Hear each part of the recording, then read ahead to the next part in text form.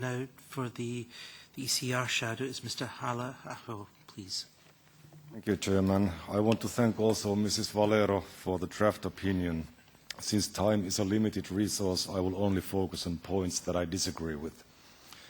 Firstly, the Commission proposal to ban B7 firearms, that is, semi-automatic rifles that resemble automatic rifles.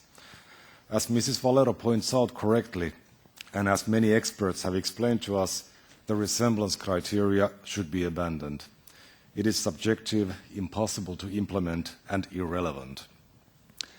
Mrs. Valero suggests that we should instead consider banning or restricting certain external features, such as pistol grips, collapsible stocks, and cooling systems, by which I believe she refers to so-called barrel shrouds or ventilated handguards.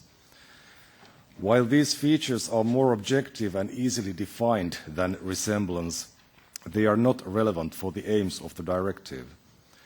A pistol grip, a collapsible stock, or a barrel shroud are not military features, as many people mistakenly believe. They do not increase the dangerousness of a firearm in the hands of a criminal.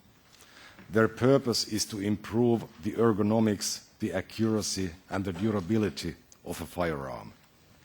These are very important for a sports shooter because sports shooting is about shooting accurately for extended periods of time. Ergonomics and accuracy are much less relevant for criminals and terrorists. For example, the rifle Mr. Breivik used in Norway in 2011 had no pistol grip, no collapsible stock, and no barrel shroud. That didn't help his victims very much, did it? It should also be understood that most modern weapons have a modular structure. This means that external non-essential components, such as pistol grips, are not fixed features of a firearm. They are rather something that can be removed and replaced easily. If we ban, for example, pistol grips, the gun owners will buy a new stock without a pistol grip. In the end, they will still have exactly the same weapon, and we will have a lot of angry European citizens who think we are idiots.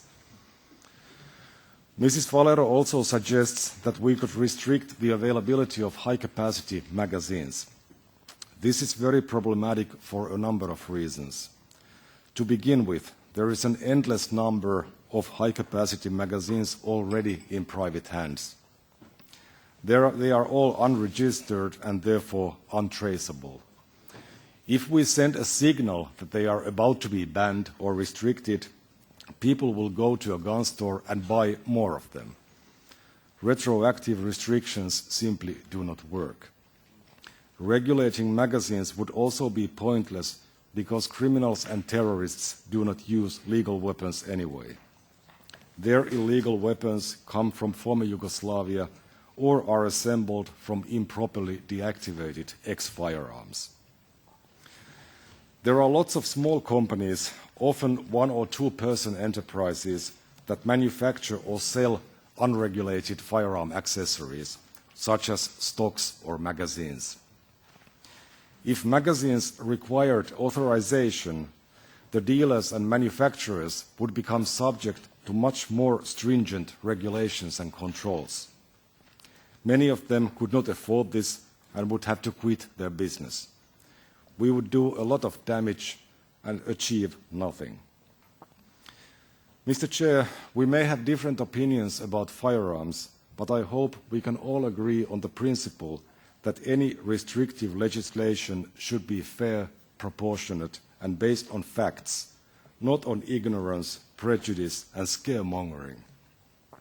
Some of us may feel that we must react somehow to security threats and that doing anything is better than doing nothing. This is not true. Even doing nothing is better than doing the wrong things. Fortunately, there are many useful things that we can do, and many of those are included in the Commission proposal. But there are also many things in the proposal that must be changed. We should delete the proposed categories A6 and A7, that is, civilian semi-automatic rifles. and also the proposed total ban on Category A firearms. These weapons are already strictly controlled, and their role in gun crime is negligible, despite the repeated false statements by the Commission representatives. We should not approve the time-limited gun permits or mandatory medical checks, as they only increase uncertainty and bureaucracy, not security.